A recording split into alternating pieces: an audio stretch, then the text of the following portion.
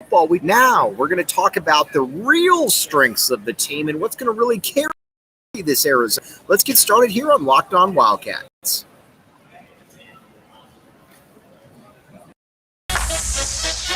You are Locked On Wildcats, your daily podcast on the Arizona Wildcats, part of the Locked On Podcast Network, your team every day.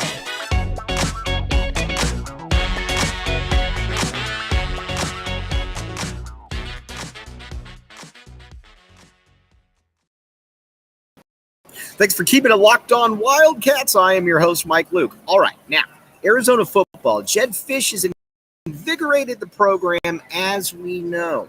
He's come in here and he said that, you know what, nobody's going to outwork us on the recruiting trail. We're going to recruit. We are going to recruit local. We are going to find them. We might not get every kid, but nobody will outwork us. And you know what? Everything he said has turned out to be true.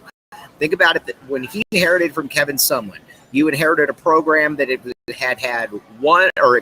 on a 12-game losing streak and come 70-7 loss to ASU. He comes in here, you get one win that first year.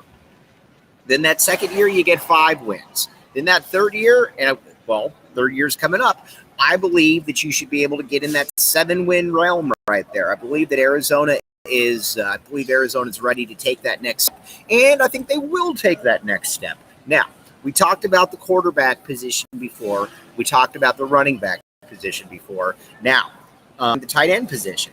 But now, let's talk about the wide receiver position, because this is the strength of the team. And honestly, it really shows you the strength of the team, because it's not very often that you can find a guy like a team that loses the leading receiver in the conference, Dorian Singer, to USC, and lo and behold, you're still as good of a receiving core as there is in the conference. And that all starts with Jacob Cowing. It was a big, big move for Arizona getting Jacob Cowing back. The UTEP transfer was everything that everybody was hoping that he would be in his first year at Arizona, and led the nation in yards after catch. And I think when you watch the synergy that he has with Jaden DeLaura, I think it's more than fair to say, man, can this guy get 1,300 yards for us this year? 1,400 yards? I think that there's that possibility. Now, again, he's not the biggest dude in the world, so that's certainly something that you got to keep in mind. But he's a tough little dude. He can. I don't like to see him returning kicks. That's definitely something that I would like to see them stay away from. But overall, a really, really, really good football player, period. And I think that, you got to, like I said, you got to really tip your cap to Jedd Fisch on getting him back, because he probably would have been a 4th to 5th round pick, something like that. I mean, because again, he's really, really good. I think the idea is, though, that he comes back. He's totally featured in the offense. He catches for 1,400 yards, and maybe he's looking at being a 2nd-round draft pick, something like that. A lot of it's going to depend on how he runs, for sure, but he's certainly got that type of ability to him. Getting Jacob Cowing back was a big, big, big boon for the University of Arizona, because, again, he's a guy that I think a lot of people thought would probably go pro. Has a kid, a little bit older, but you know what? He decided that he wanted to come back for another year and back the A. So, again, that's some really good stuff right there. Then at that number 2 position, and it's not very, and it just shows you, and it's a testament to how talented this Arizona receiving core is, that you can say, talking about the number 2 guy, who is a player who in TMAC, who is the highest rated receiver in Arizona history coming out of high school, that he's the number 2 guy. But again, you saw him as a freshman, took a little bit of time. Didn't look like he was totally on base with some of the other the quarterbacks on the team.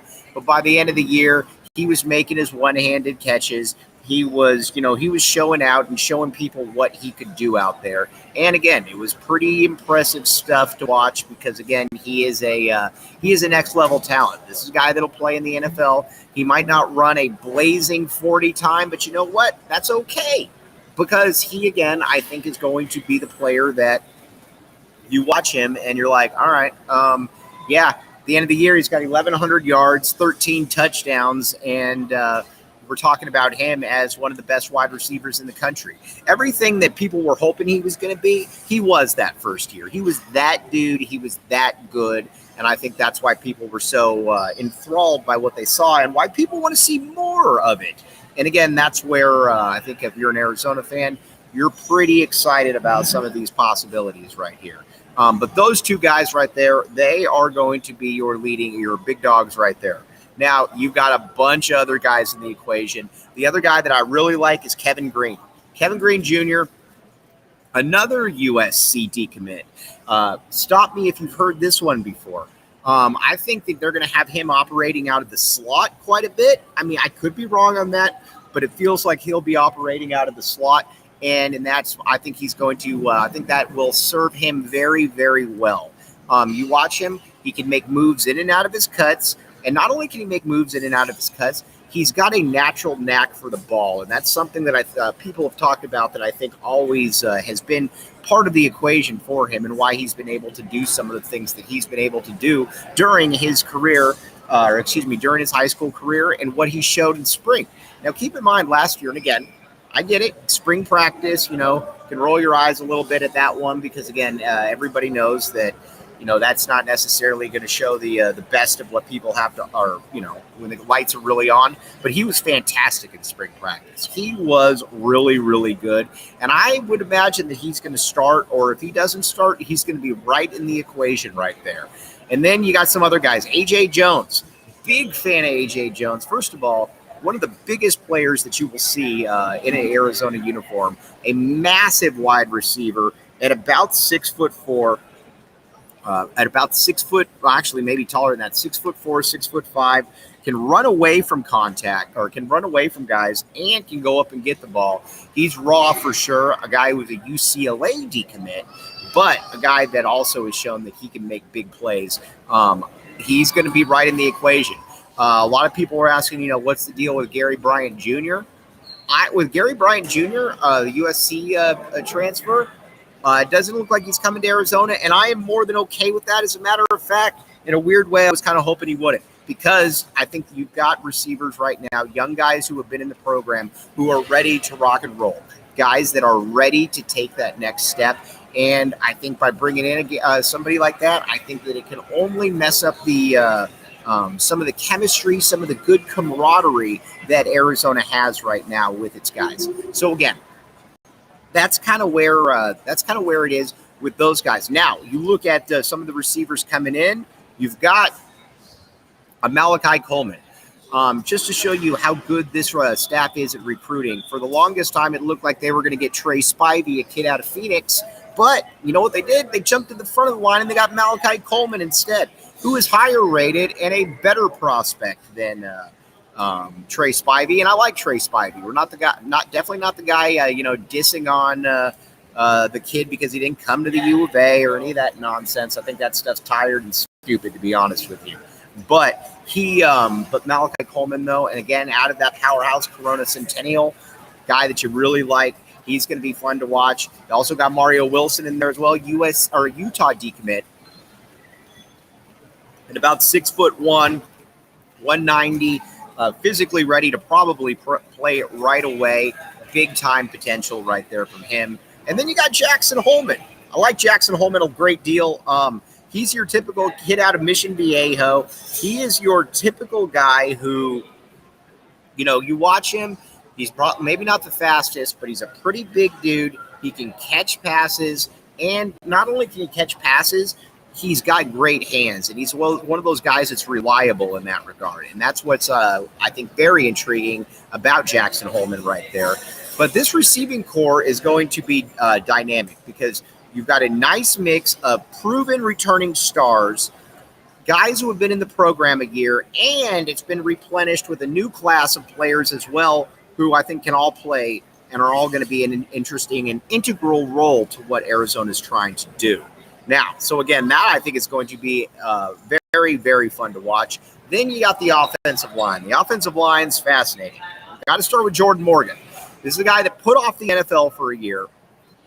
And not only did he put off the NFL for a year, he basically, well, he did. He's coming off an ACL, but again, a lot of what he's done has been, he's been able to, he seems to be ahead of the curve when it comes to,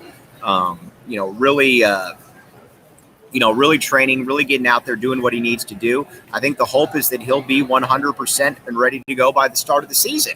And, and if he is, that's nice. That's incredibly nice because that gives Arizona another player out there who is proven, who is an NFL type guy. And he is an NFL type guy. Probably would have been a third-round pick, something like that. But I do think that coming back another year, and if he can stay healthy, will only help him. And he's going to have some help on the offensive line as well. And having help, I mean a guy who is probably the best pro prospect on the team, and that's Big Jonah. Jonah Savanea, kid out of Hawaii. This is the epitome of somebody that was kind of lost in the COVID recruiting shuffle. And, he's about 6'3", 200 or 320 pounds, but he carries it amazingly well. And he was one of the strongest guys on the team when he walked into the University of Arizona. And Jedd Fisch said at the press conference, he said, I've been around a long time. I've never seen a kid that age that carries 300 pounds the way the Big Jonah does. And he said it because he means it. And if you see him up close, you get it. This kid's an absolute stud. This is the kind of guy that starts at Alabama, that starts at Georgia. And honestly, if he was at Alabama or Georgia, he would probably be starting there right now. He is that dude. He is that kind of a freak. And then the other guard position, and this goes to show you, too, just kind of how Arizona is when it comes to, finding players, finding diamonds under the rough. And that's Wendell Moe. Wendell Moe, kid out of Long Beach Poly, was overlooked, I think, to put it mildly, out of Poly. But he's also a player who, you watch him, and again, big, physical, strong, and he had to come in and cut a little bit of weight. But once he cut weight, he didn't come out of the lineup, or will I think that he's going to come out of the lineup because, again, he is a very, very impressive player. And I think he's going to be a cornerstone of that interior line for Arizona for the next couple of years, along with Big Jonah. So again, big ups right there on what Arizona was going to do. Now, some people and then you got Josh Baker at the center. He's not bad, not great, but not bad. And then with that tackle position opposite, it's going to be interesting. I do think they'll probably get somebody in the portal who is who turned out to be second or third string at Alabama or Georgia or something, but wants to play immediately, and they come to Arizona and they fill in right at that right tackle. And one other guy to keep an eye on, too, is Raymond Polito, kid that was committed to Alabama. Arizona was able to flip him. His big drawback is he's not coming in early, which can kind of set you behind. But either way, he's a guy also that I think has a lot of talent and a lot of potential when you look at it. So the O-line could be fascinating right here. One thing that's also fascinating is FanDuel. All right, FanDuel, FanDuel.com/LockedOnCollege. This is the place to go. You can bet on college games. You can bet on pro games. You can bet in-game. You can bet out of game. You can bet on props. You name it, they got it.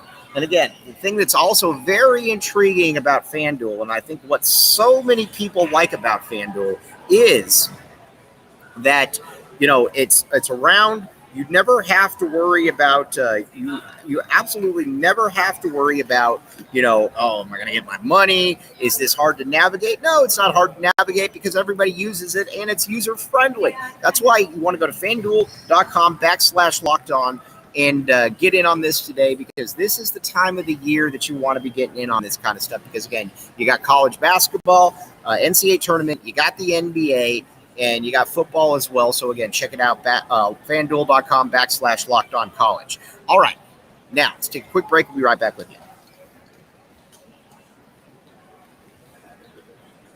Thanks for keeping it locked on Wildcats. I'm your host, Mike Luke. Now it's time to get to the defensive line. Defensive line should be interesting this year because you got a lot of question marks.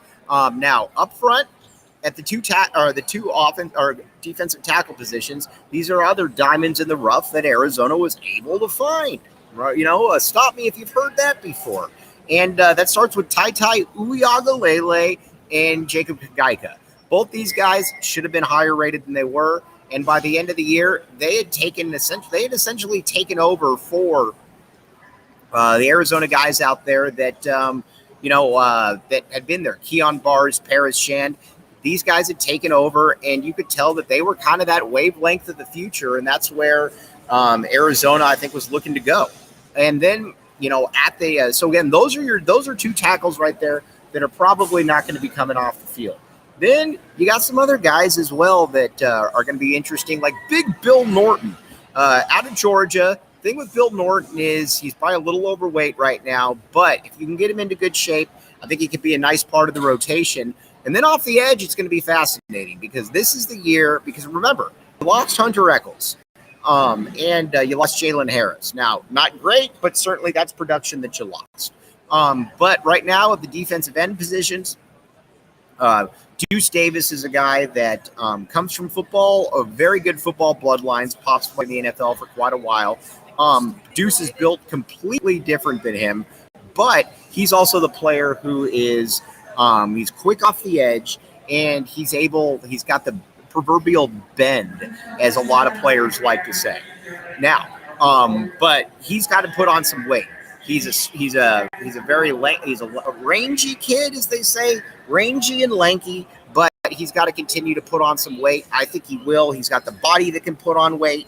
And if that happens, then Arizona is going to be in really, really good shape because, again, he is I think he can be a difference maker. I also think that he's a guy that probably, if things go well, he probably ends up leading the league leading the team in sacks. Again, he's put on some good weight. You just need him to continue to do that. And then Deuce Lane, a very, very interesting player, 4-star kid out of Oaks Christian in California. Could have gone to a lot of different places. Came in projected as a linebacker, but the staff quickly moved him to the defensive end position right there. And again, when you look at him, he makes a lot of sense there because, again, he's a big dude. I'm curious to see what kind of athleticism that he's able to show right there. But again, a guy that you got a lot of hope in right there because, again, 4-star kid. And, the coaching staff liked him. They started getting him on the field towards the end of the year, and I think you're going to continue to see that. So, again, Deuce Lane, Deuce Davis, the Deuces coming off the edge right there. That's going to be a fun thing to watch. So, all right, let's take a quick break. We'll wrap this one up and get ready for tomorrow.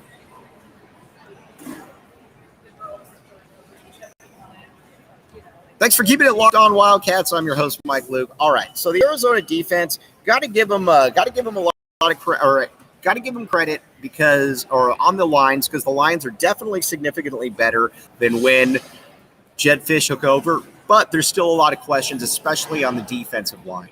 Now, but at the linebacking core, which we're going to get to tomorrow, then it becomes interesting because you brought in guys like Justin Flowe, you brought in a Leviticus Sua, you've already got a Jacob Manu coming back. So there's already a lot to like right there. But it's just going to depend on, how these guys develop, how they mesh. We're going to talk about that. And we're going to talk about guys in the defensive backfield, too. Like, your Genesis Smiths, your Takario Davises, your Ephesians Prysox, all kinds of players that have immense potential. And, again, this coaching staff, as they said from day one, if we're going to miss big.